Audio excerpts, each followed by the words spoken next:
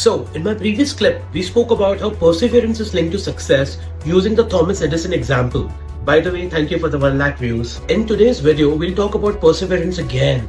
How at times, in order to succeed, you have to give up on your favorite things in life. How at times we have to break away from a natural behavior, curb our natural instincts in order to achieve something that you really want. How at times you have to discipline yourself such that the end result is the ultimate reward.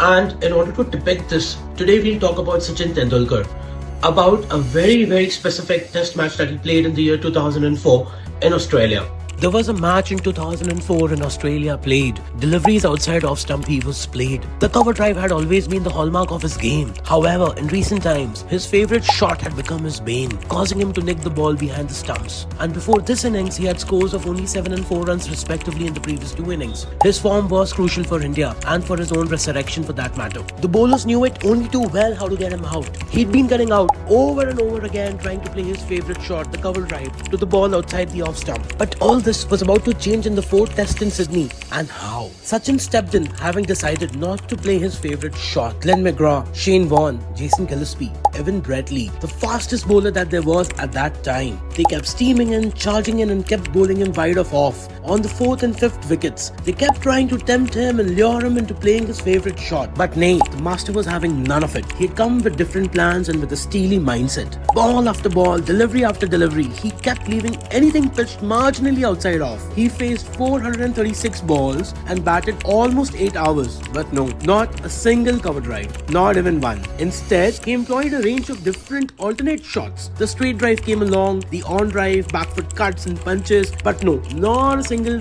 cover drive in a span of 8 long hours. Do you know what was the result? Sachin left the pitch having scored 241 not out. What does this tell you about perseverance? If you want success as badly as Sachin did on that afternoon in Sydney, you have to be willing to let go at times of your natural behavioral pattern.